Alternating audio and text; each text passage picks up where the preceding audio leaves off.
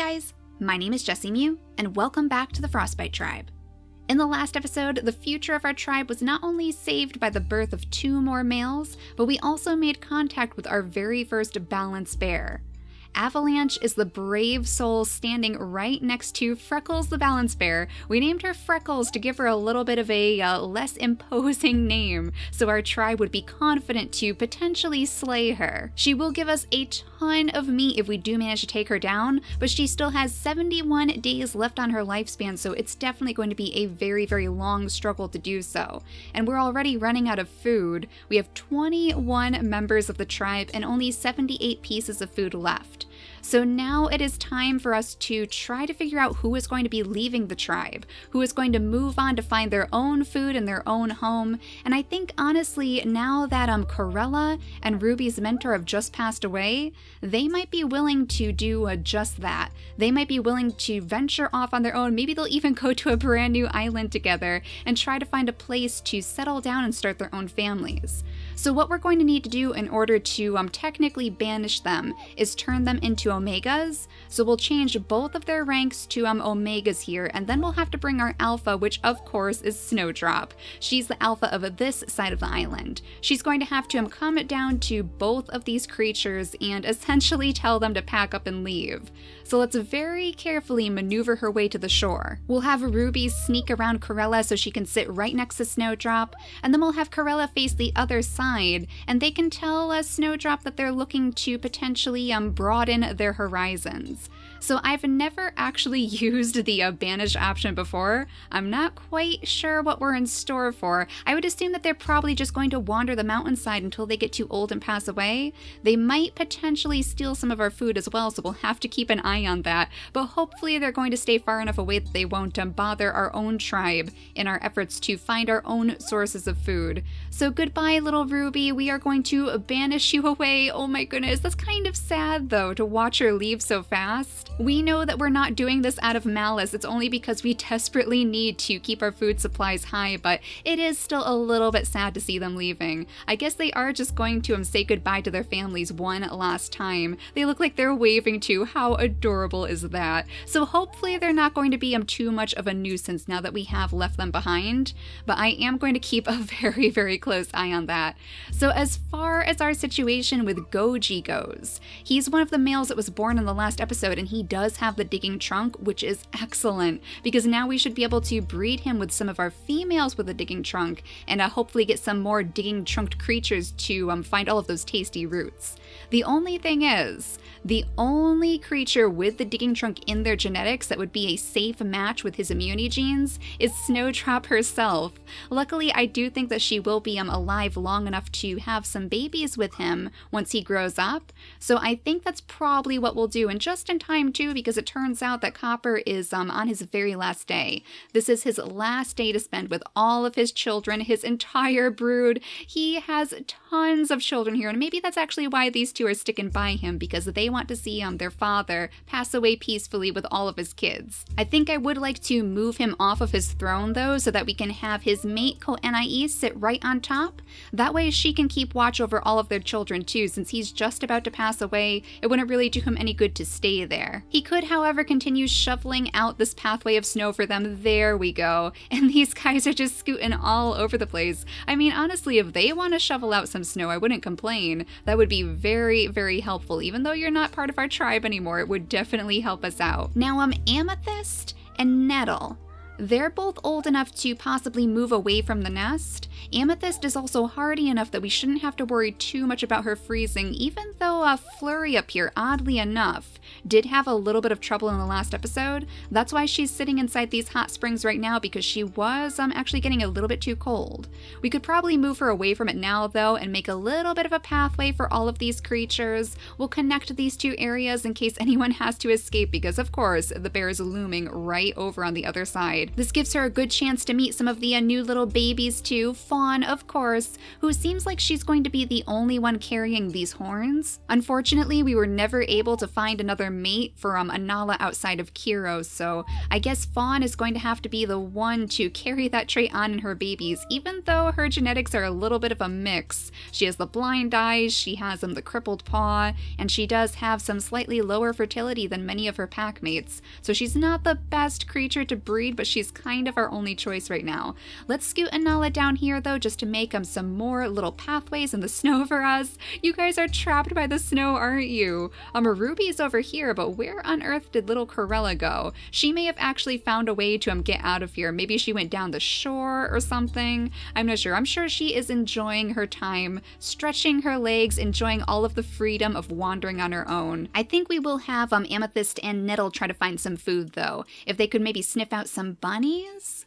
Oh, that's not a bunny. That's a little bit more dangerous. Okay, so we're finally seeing yet another new predator on the mountainside. Finally. I believe they're called like fox rams or something along those lines, and they typically travel in packs. But I only see one sitting inside that hot spring right now, so you guys are a little bit young to take on a new predator, but I suppose we could move you a little bit closer just to see what we're dealing with here. Maybe they're like hiding in the snow? Do you think they could be? Let's scoot them up this way and just peer in the snow a little bit. I am slightly worried that this guy's going to try to attack our little children, but I think they'll be okay. I think they'll be okay. Maybe he'll just sit right inside that hot spring. We'll have to see. Now you, Rala, on the other hand, you might want to scoot yourself just a little bit closer just in case. And oh no, did I bury you in the snow again? Oh geez, she's going to have to unbury herself before we can move her. I hope we don't lose her. It's going to be a little bit hard because of course we can't smell or see our own pack mates on that screen, so we'll just have to remember that Rala is sitting right inside that snow mound. And now finally, let's turn our attentions back to the balance bear. The battle of the balance bear is about to begin. We want to lead him toward the rest of Avalanche's siblings if possible, but at the same time we don't want him getting too close to Nip. Fang's one mission in life is making sure that Nip is safe and sound, so I think she's actually going to tell him to go off this way to potentially help Pine maybe gather up some Krabbits. That would probably be a good use of his abilities, so let's bring him right to the other side of the Krabbit so he can smack this thing for us. There we go. And Pine can snap at the other side, and now we can gather up some extra food. Excellent, so just a little bit of extra food to go into this battle. And now Fang doesn't have to be quite so worried as she scoots her way down the shore to help out her sisters. So we'll let Avalanche land one blow on the balance bear, which only took off like 2 days on her lifespan, so yeah, this is gonna take a while, guys. So that should at least grab his attention, and then we should be able to help her escape a little bit if we bring Anasi slightly closer just to light the way. Then she'll be able to run as far as possible to hopefully evade getting hit by the bear. That's the one thing that I'm worried about because of course we don't have access to any healing fruits on this mountain since we don't exactly have any grasslands to find them in. So if these guys do get wounded during their battle, that's just going to permanently shorten their lifespans. Now, I was curious if maybe Fang's poison fangs are going to work on the bear. I know they didn't work on the apes, and the bear is quite similar to the apes of the jungle, so oh my goodness, really everyone's getting buried in the snow. Well, at least I can see you with your ram horns, Anasi. At least you're not hiding from me. But that should at least position them well to hopefully take on this bear when it starts chasing them. I would imagine now that Avalanche has landed that one blow, it's probably going to go straight toward them and try to munch on them as a bear would. Now Huckleberry, poor little Huckleberry who all of his children left behind. I am so sorry for you. Let's have you try to jump into the pathway. There we go, and then you can go right inside the hot spring and take a nice relaxing bath. He is getting very old now, so it's probably quite nice on his joints, I would imagine. Let's bring Pine down here so she can pick up that shell on the next turn, and then I do believe that is all of the safe turns that we can make. We still have the birds in our skies after all, so we have to keep our children very close. We might as well gather up the nests though. Oh my gosh, and we have roots to dig up right around our little nursery. Excellent. So she can dig that up and then pick up the broken down nest too, just so we can use that in the future. And I think we probably want to watch the children. I think that might be a little bit more important right now because we know that you guys can hold your own with the bear, but I do want to see if this fox, this Arctic ram fox, is going to make a beeline for our kids. So let's go ahead and skip the day and see what's going to happen.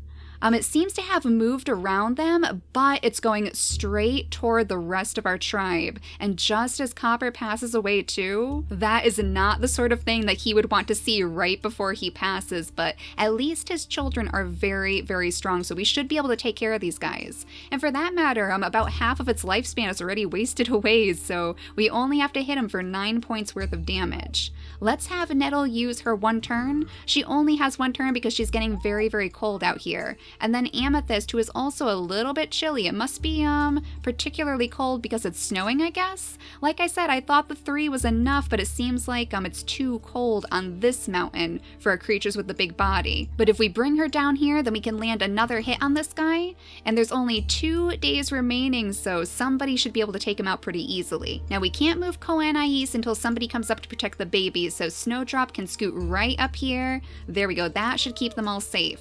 And then we can have Koanais to take up some tasty roots, of course, because she wouldn't leave those behind. Scoot right over here and whack this guy with her giant hammer tail. There we go. So now we can have even more food. It's not as much as we would get if we finished off the balance bear, but it's still going to be quite helpful. Before we attack Freckles again, though, I'm pretty sure there was actually another ram in here somewhere. Yeah, in the snow, hiding just like Rala, in fact. And that might be because she has a little bit of that gray fur too, so her camouflage is actually boosted right now. Maybe it doesn't know that she's there, but she can use her double claws to really chip away at this guy. That might actually be just enough as well. Let's see if we can smell it anymore. There we go, we can actually smell the meat. So somebody should be able to pick up that meat on the next turn. Unfortunately, the babies are just a little bit too young right now. So let's bring Snowdrop up to her throne so we can see a little bit further away. I don't think there were any more rams, right? Any more of those Arctic ram foxes? It looks like we are definitely safe now, though I do see some tasty roots, so some more food for you to pick up later on, Snowdrop. Now let's go back here and see what the situation is with this bear. So Freckles, you have 68 days left on your life now. Let's see if we can actually poison this guy. Let's scoot Fang over here to bite the bear. And I think it might be poisoned. There we go. So we are going to chip away at its lifespan every single day, a little bit extra, now that we've poisoned it. We could have Avalanche jump in here, take another swipe, and then jump away, though I think we are getting a little bit too close now, dangerously close, to the point where the bear could probably reach us. Anassi's also getting pretty cold too, so we want to make sure that she settles in between her siblings. Let's have her jump in here, swipe the bear too. Oh shoot, but that uses her last turn because she was so cold. Okay, so you may have just sacrificed yourself, Anassi. You might be in Freckles' crosshairs at the moment. That being said though, they did chip away at her lifespan quite a bit, by 8 days I guess, because she has 60 days left on her now, so still a long way to go, but we are getting there. Now Pine, you have some food to collect over here. That's always a good sign, and Nip can go to the other side of this pesky crabbit to hopefully chip away at it with you. Oh, it didn't even look at you that time. Okay, hopefully they're not too deep either. It doesn't say that she's drowning, so I'm going to take that as a good sign. And Huckleberry, on your very last day, you can at least return down here to say hi to your children. You could actually settle right in between them and watch them as they take care of this crabbit together. I'm sure he would be very proud of their teamwork. Now that the bear's distracted, it might be a good opportunity for both Flurry and Mulberry to make their way down to the shore too, to search for those shells, because they are some of the few over here who can actually gather them up. So we'll move you guys a little bit closer to the beach.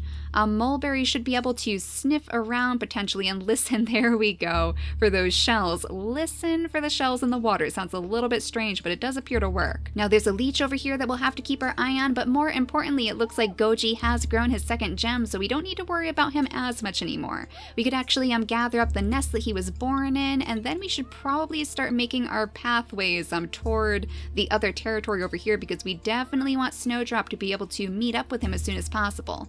Let's have little Fawn scoot this way, just to keep the baby worm, of course. She might be able to come up here, actually, because he could move his one space right next to Anala. You know, I just realized, too, that we never actually named the new babies from the last episode, so why don't we— oh my goodness! Go ahead and do that! Hello, Ruby, is that you?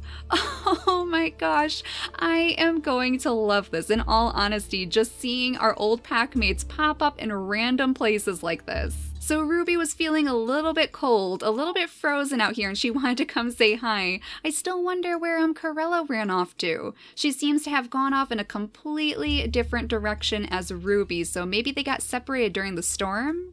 I'm not sure. I hope she's okay, though. I hope she's doing okay out there, wherever she happens to be. Now, this little baby, she was the daughter of Co-Anais, I believe, because she should have that lovely hammer tail in her active traits. So I thought we would actually name her Silver, kind of as a nod to her late father, but also because she does have that gray fur in her genetics, so she should blend in very nicely with the snow. And then our other little male down here, I was hoping to name Thistle. He was Snowdrop's baby, and that means that he also has the digging trunk in his genetics, just like Goji way over here.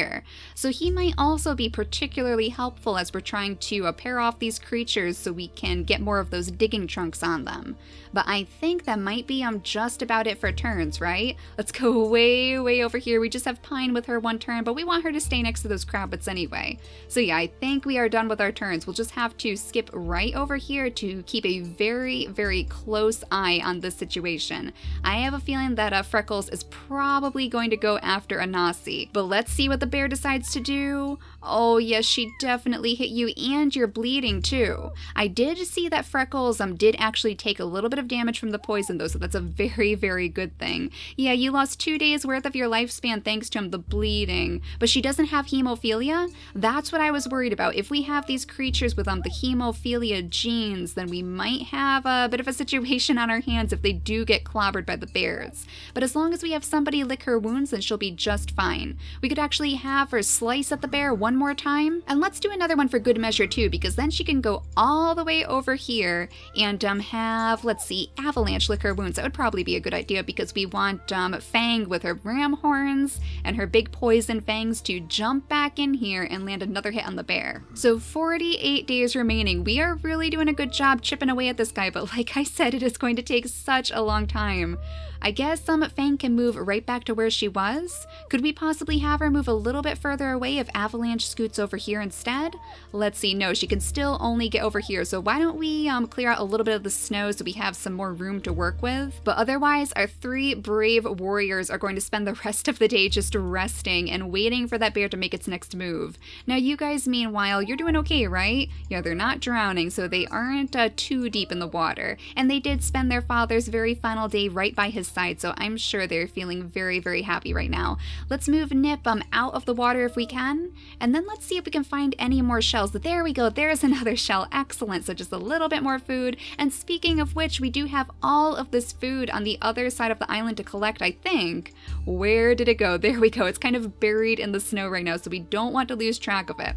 Let's have Rala pick up this one and then unbury herself. That would definitely help us out, huh? Now we can actually see you, poor little Rala. And then Amethyst, who grew her final gem, can grab her meat up as well. And there you are yet again, Ruby, just kind of wandering around the place on us. Can we change her gems? Yeah, we can, so we can give her special gems too. So even though she is not part of our tribe anymore, she is still really sticking close. Very close, despite the fact that Corella has seemed to move on. I wonder if Corella left without her? Maybe Corella went to the new island without her and she's starting to regret her decision. Unfortunately though, we still don't have enough food in our stores to invite you back, but it's nice to know that we could invite her back if we wanted to. So even though we are technically banishing these creatures, if they do decide to stick around long enough, then we could bring them back into the tribe. Now we were going to have Flurry join Mulberry down by the shore, so let's make a little pathway out here. There we go. And then we can maneuver our way very carefully around, oh my gosh, a bunny, around all these leeches, but we actually found another bunny. Oh, I thought you guys were all gone because of course the snow is so high that I cannot imagine a little bunny would be hopping his way through it. It's unfortunate though because Mulberry does not have the energy to chase after the bunny, so instead we'll just go ahead and crack open this little shell that yet another Crabbit was guarding. It seems like they are very possessive over their shells, if our experience is anything to go by, because they always seem to be hovering right next to them. Okay, that's a little burrow. I was wondering why there was like a sinkhole on the mountain, but that seems to be okay. That's where the bunnies are coming from. Now you guys up here, what can we do with you? Let's make sure we're making our pathways, I suppose. In fact, all of our babies are grown enough that they could try to help Snowdrop get to all of these roots. Let's have Anais dig out some snow, and then Snowdrop will have her clear a pathway over to one of her first roots in a very, very long time. There we go, Snowdrop. Tasty as always. I think we had another one up here too that somebody could help her get to. Maybe Amethyst could scoot over here and just make a little bit more of a path. Yeah, we do have quite a few roots popping up on this island again, so that is good to see. They were quite scarce for a while, but I guess it's just because she dug up so many on her way over here. We'll let her keep shoveling out her snow though for now, and make sure that all of these family members are huddled together too, because of course it is very, very cold on the mountainside right now. Likewise, Goji, Anala, and Fawn are still sticking together, and I think they might actually be able to make their way straight over to the other side of the territory now. Let's make sure that we clear out a little bit of the snow. Those rocks are tricky too, because you can't actually see them until you do clear the snow, so it's kind of a wasted turn. We should be able to get Goji there just in time though. I think 2 more days until he grows up, and then he'll be able to start his family with Snowdrop, and honestly, judging by their genetics, we should see quite a few of these digging trunks on their babies. It'll be nice to see some more babies on the island too, after of course we increase our food supplies, but we are doing pretty well so far. We just have this bear to worry about, so let's see if it's going to be able to get to Fang. It was just a little bit too far away, I think. We did manage to get out of that unscathed, so good on you, Fang. You actually didn't get hurt. Now let's see, Freckles has 45 days remaining of her lifespan, and I did hear somebody get hurt. Was somebody frozen maybe? It seems like somebody may have also passed away. Oh no, it was Anala. Oh, poor little Anala with her giant, giant horns. So Fawn, you are going to be the one who has to kind of like take up the reins on those Megaloceros horns. We don't want Goji to freeze either though, and it is getting very, very cold and the snow is still piling up. We might be able to maneuver Amethyst around fast enough to hopefully settle herself in between them. Yeah, there we go. So they can all huddle together, and hopefully that's going to be enough. He does have the little warmed up buff next to him instead of the frozen buff. So I think they'll be okay as long as they stay in a group, and that means that we have actually brought them all together now. It seems like the pathway is clear. So let's bring Snowdrop together with some of our hardier creatures so she can still dig up those roots. She could scoot over here to dig up this one at least, and then we'll have Nettle settle herself right next to her along with Silver. That should be just enough to make sure that she doesn't freeze overnight, and then we can clear out just a little bit of extra snow too. Now Anais should probably sit on top of this throne and maybe pick up this extra nest. We'll have Arala stay in the area just to keep everyone warm again, but otherwise I think that's about all that we can do over here because we need to keep them close together. Luckily these creatures on the shore are doing okay. They haven't started freezing just yet. So let's listen around for our shells again. We have the bunny over here. Oh, could we actually get to the bunny now? Let's see, we might be able to chase you, though we are actually chasing you straight into the arms of the bear, so we will have to be a little bit careful. There we go, though. We did hunt down the bunny, and now we can bring Flurry up right behind you to hopefully pick up some of these shells in the water. Nip is probably starting to get a little bit bored with his current situation as well because they're out of Crabbits at the moment. They just have shells to collect, and he doesn't exactly have a way to do that, so maybe he would sneak a little bit closer. Maybe he is going to try to gauge the reaction of his sisters as he sneaks up behind them to help. At the moment, they're a little bit too distracted because we want to land as many hits as we can before we have to run away, and I think I may have accidentally changed Fang's name. You are not W, you are Fang. There we go. Let's see, she has 39 days left. So jump in there, Anasi, give a good swing, and then jump back out for us, and then Avalanche can do the exact same. So far we've been very, very lucky, and we've only had one injury with Anasi, and even then it wasn't too bad because she does have the big body to protect her. Now Nip can go ahead and I guess just pick up a little bit of the snow for us just to give us a wider area to work with, but otherwise he is going to stay at the back of the group to jump in there if he can possibly land like maybe the finishing blow. We are getting close. I am very confident that we are going to be able to actually defeat that bear. So let's see if our luck continues. We'll go over here and we'll skip the day. Are you far enough away? Just far enough. Yet again, just far enough away. And I swear I keep hearing somebody get hurt. Maybe it's Ruby or Corella. Oh, I wonder if that's the case because we don't really have any notifications over here telling us that it's one of our creatures. So I wonder if Ruby and Corella did end up finding a little bit of danger of their own. Let's actually sniff around a little bit just to make sure that it's not too close. We'll sniff and we'll listen. Yeah, I don't see anything out there. I don't even see Ruby or Corella wandering through the snow with their little yellow outlines. So I hope they're doing okay wherever they happen to be. I'll bet that we will be able to finish off Freckles in the next episode though. Only 31 days left on our lifespan and we're going to be able to chip away yet again with a couple good hits from Fang. Let's see if maybe Nip scoots back this way. She might be able to get further away. Yeah, right in here in this little ditch that he dug out for us. So he's doing his part even though he's not getting too close to the bear, even though Fang forbids him to actually fight with them. So 20 days left on this bear. I think we are definitely going to have a nice big feast to eat in the next episode, and likewise, we'll also have a brand new family to take a look at, so just in time for a nice bounty of food. Goji should be able to breed with Snowdrop, and then we'll see if maybe all of their babies will inherit that digging trunk from their genetics. I really hope so. That would be really helpful just for the food aspect because it gives us so much more food than just the regular digging paw. So if we can possibly find the roots too in all of this snow, then we might be able to bring our food stores back up to an acceptable state. I hope so. Like, the banishing did definitely work a little bit, but we might actually have to get rid of a few more creatures, a few more of those extra ones before we can truly count ourselves safe to replenish our stores. So we'll figure that out in the next episode too, but for now, thank you all so much for watching, and I'll see you all next time. Bye guys!